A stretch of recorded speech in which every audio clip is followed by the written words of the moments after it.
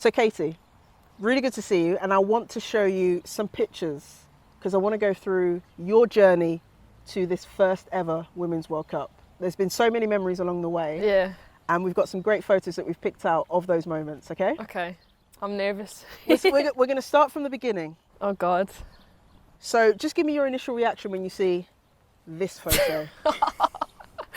So young. Oh my God. So fresh-faced. I had stretchers then. Can you see my... I can. Yeah. It brings back nice memories, to be honest. I remember that photo shoot, actually. It was before our under-19 Euro qualification, and we actually went on to qualify out of the group. I broke my leg, actually, towards the end of it, and I missed the final game. But the girls ended up beating, I think it was Turkey in the elite phase. Mm-hmm. And we ended up getting...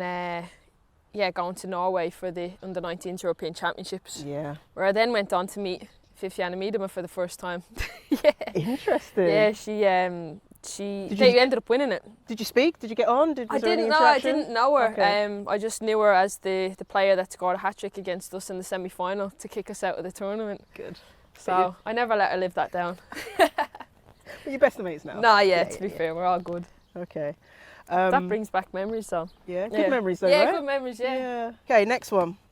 Okay, that's me and my little sister, isn't it? Yeah. This is you, after being named Ireland captain, Ireland's youngest ever captain. You got to lead out your little sister, Lauren. Yeah. That is...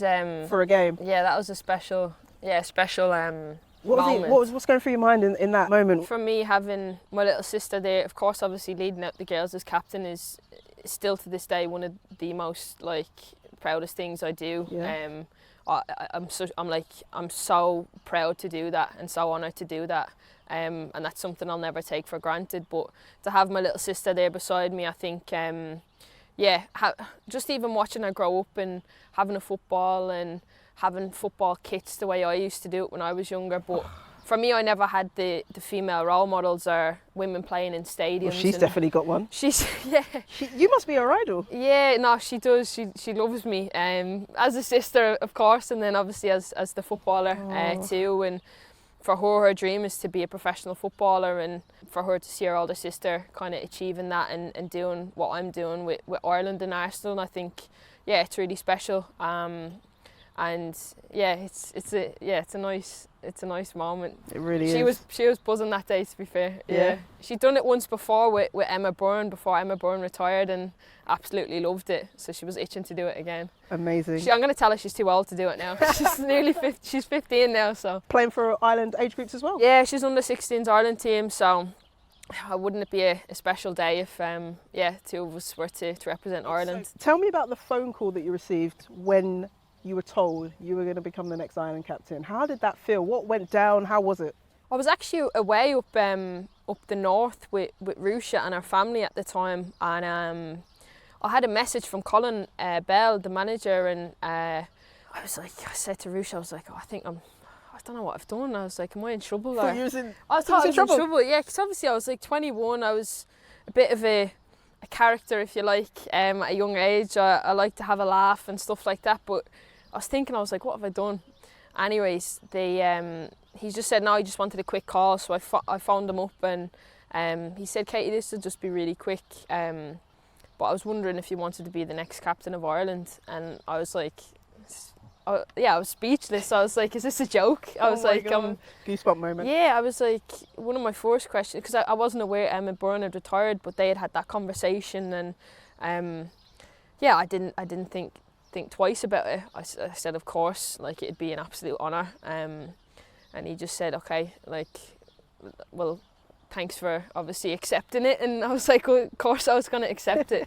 It was, a really proud moment. And you were so young though. I was so young. At 21, did you think, oh, maybe this is a bit too much for me? Or did you just feel ready? At first, I've always had a bit of a confidence about me to say if something like that arose, I know I could do it, I just kind of had that about me. And I think for me, it was difficult at the start because I was given the opportunity to be captain for who I was and what Colin had seen of me from that point. And I think for being at such a young age, I think you can maybe try lose yourself a little and be like, oh, what would Emma have done? For me, I wouldn't have been able to do it without the support of the senior girls like Louise, Rusha, Diane, Niamh Fahey, Denise. Having those senior figures around me and kind of helping me in moments that I struggled with as captain, and yeah, I can learn from, and yeah, we still have that closeness we did back then, and I wouldn't be here today without the help of those. Love that. What a great story. What a great story. Now this one isn't as positive. Nah. That was heartbreak. So this is failing to qualify for the Euros after being so close, getting to Yeah. that playoff game, Yeah. things just not going your way. No. I can tell that it's still a painful thing to look back on for you. Yeah, no, it is, to be honest. Like, I think, like, obviously me and Anya, it was gutting because like we were so close. I'd missed a penalty that game. Obviously I don't want to bring it up, but Anya, it was the pass back that went to the own goal, and Anya's been like such a important player in our squad for even before I even started. Like, she's been playing years and years, and for that to happen to her, I was gutted, and I was just heartbroken for the team. And we remember that feeling, you know, that feeling of hurt, and how to kind of stick together. And I do think it brought us a lot closer together as a team, kind of going through those difficult moments. And it kind of gives you that bit of fire in your belly when you're preparing then for the next qualification, which was obviously the World Cup. From the heartache of not qualifying to the Euros, you channeled that pain.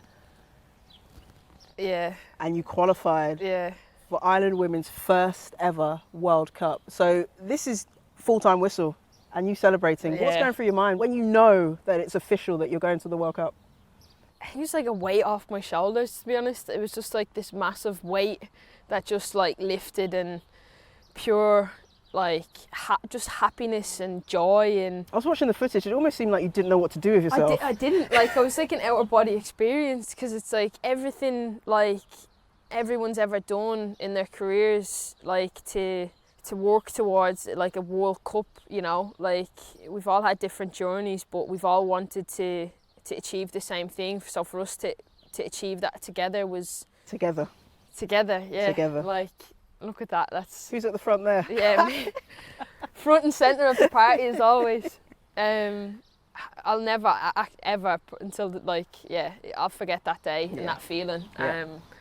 It was one of probably the best days of my life, to be honest, because like I said, we've been working towards it so long, and there's a lot of players that were at that game that have represented Ireland before, like Emma, Steph Roach, player Olivia O'Toole as well. Yep. So these like really important players that kind of paved the way for us to get to this position, sacrificed a lot to have them there to witness obviously that piece of history. Was incredible, and I'll never forget it. Even the goal Amber scored, and it was honestly it's speechless. It gives me goosebumps, to be honest, talking about it. Still look overwhelmed by it. Yeah, it must have been such an incredible feeling, but such a deserved victory for you guys. I'm so happy to see that you've made it to the World Cup, and hopefully more history to be made in Australia. Yeah, absolutely. I think seeing the tricolour fly down under, especially in that opening game against Australia, I don't think you can get any